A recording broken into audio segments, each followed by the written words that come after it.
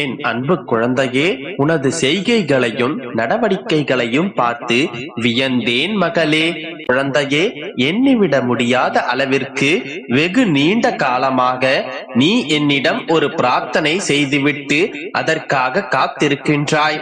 பொறுமையாய் இரு, நான் முடித்து தருகிறேன் என்று நான் சொன்ன ஒரு வார்த்தைக்காக அதீத பொறுமையாக காத்து கொண்டிருக்கின்றாய். காத்திருந்து காத்திருந்து உன்னுடைய மனம் சில சமயம் சோர்ந்தே போனாலும் தவறான வழிகளை நீ ஒருபோதும் தேர்ந்தெடுக்கவில்லை. குறுக்கு வழியில் அடைந்து விடலாம் என்று ஒரு நாளும் நீ சிந்தித்ததும் இல்லை. என்னுடைய அப்பா என்னோடு இருக்கின்றார், நான் கேட்டதை நிச்சயம் செய்து தருவார் என்ற நம்பிக்கையில் நீ காலங்களை கடந்து கொண்டிருக்கின்றாய். பிள்ளையே, இப்போதும் நான் உன்னை கைவிட மாட்டேன். என்னுடைய நாமத்தை எப்போதும் நீ உச்சரித்துக் கொண்டே இரு. எல்லாவற்றிற்கும் பலன்கள் கைமேல் கிடைக்கும். உனது கண்ணீரும் காத்திருப்பும் பொறுமையும் நம்பிக்கையும் ஒரு துளி கூட வீணாய் போகாது. உனக்கே தெரியாமல் நீ முழுமையாக பெருமாளின் பிள்ளையாக மாறிக்கொண்டிருக்கின்றாய். நீ செல்லும் இந்த இறைவழியில் தொடர்ந்து செல். இதுதான் உனக்கு சரியான வழி, இதுதான் உனக்கான பாதை.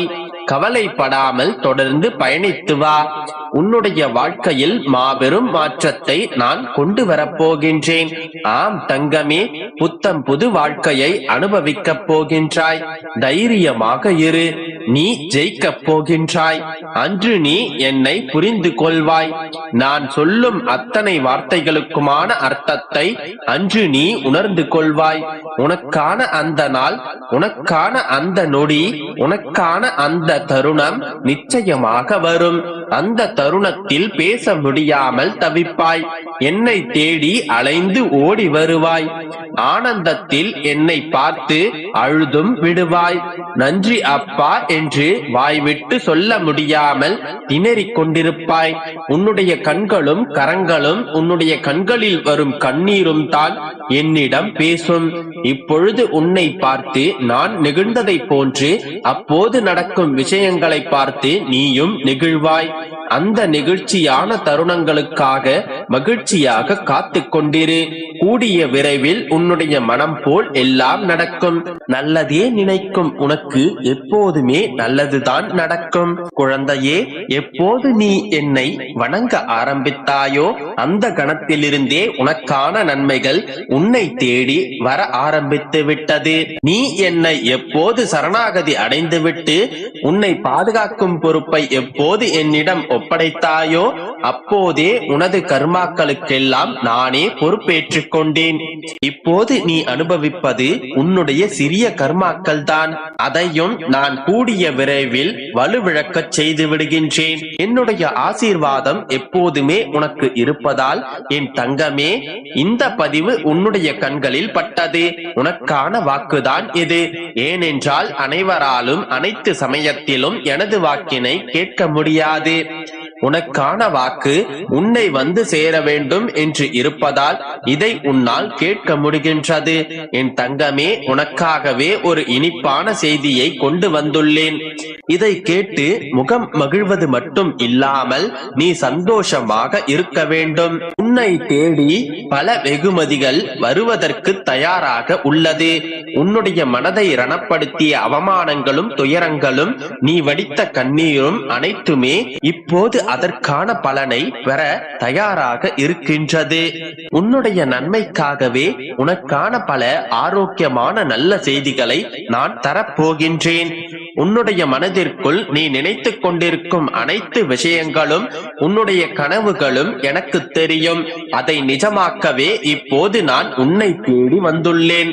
கனவுகளும் ஆசைகளும் நிறைவேறுவதற்கு முன்பு சில சோதனைகள் வருவது சகஜம்தான். ஆனால் நீ எதை பார்த்தும் சோர்ந்து போகாதே. உன்னுடைய வெற்றிக்கான ஆரம்பம் தான் இந்த சோதனை. இந்த சோதனையிலிருந்து நிச்சயமாக உன்னுடைய அப்பா நான் உன்னை வெளிக்கொண்டு வருவேன். நீ பயப்படாமல் இரு, பதறாமல் இரு. நடந்து கொண்டிருக்கும் அனைத்துமே உனது நன்மைக்காக மட்டும்தான் என்று நம்பிக்கையோடு இரு. அனைத்தும் நல்லதாகவே நடக்கும். என் அன்பு குழந்தையே, நல்ல திருப்பங்களுடைய நல்ல தொடக்கம் இது. இனி உன் வாழ்வில் நீ எதிர்பார்த்த திருப்பங்களை ஒவ்வொன்றாக சந்திக்கப் போகின்றாய். நீ நினைத்தபடியே உன்னுடைய வாழ்க்கை உனக்கு அமையப் போகின்றது. இன்று முதல் என்னுடைய ஆசிகள் உனக்கு பரிபூரணமாக கிடைக்கும். அப்படியென்றால் இதுவரை உங்களுடைய ஆசிகள் எனக்கு கிடைக்கவில்லையா அப்பா என்றுதானே கேட்கின்றாய்? எனது ஆசிகள் எல்லோருக்கும் எப்போதுமே உண்டு. ஆனால் அவை அவர்களை சேரும் போதுதான் பல்வேறு சிக்கல்கள் உருவாகின்றன. இது பற்றி நான் உனக்கு பல்வேறு முறை எடுத்து கூறியதையும் நீ நினைவுபடுத்திப்பார். இப்போது இந்த நொடி நீ உன்னுடைய சிக்கல்கள் அனைத்தையும் கடந்து விட்டாய். உனக்கான நல்ல நேரம் வந்து விட்டது. நீ இப்போது அனுபவிக்கும் கஷ்டங்கள் அனைத்தும் உன்னுடைய பூர்வ ஜென்மத்தில் நீ நிகழ்த்திய செயல்களின் பலன்களாகும். அவையே உன்னுடைய கர்மாக்களாகும். ஆனால் ஒன்றை நினைவில் கொள், நீ போன ஜென்மத்தில் புண்ணியமும் செய்திருப்பாய் அல்லவா? இவ்வாறு போன ஜென்மத்தில் நீ செய்த நல்ல புண்ணிய காரியங்களாலே நீ இந்த ஜென்மத்தில் மனித உருவெடுத்திருக்கின்றாய். நல்ல குடும்பத்தில் பிறந்துள்ளாய். இறை பக்தி இருக்கின்றது. என்னை நாடியும் வந்திருக்கின்றாய். நான் கூறும் இந்த தகவலை கேட்கும் அளவிற்கு உன்னுடைய வாழ்க்கையும் இருக்கின்றது. உனக்கும் எனக்குமான நெருக்கம் உன்னுடைய பூர்வ புண்ணியத்தால் நிகழ்ந்தது. நீ செய்த கர்ம வினைகள் உன்னை சூழும் போது இறை உணர்வுகள் உனக்குள்ளே தோன்றுவது கிடையாது. கோவிலுக்கு போவாய், பிரச்சனைகளை தீர்க்க வேண்டுவாய், அத்துடன் நிறுத்திக் கொள்வாய்.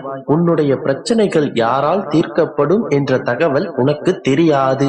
என்ன செய்ய வேண்டும் என்ற பரிகார கூற்றுகளும் உன்னை வந்து சேராது.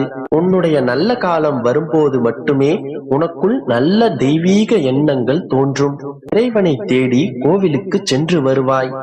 மனதார இறைவனுடன் கலந்துரையாடுவாய்.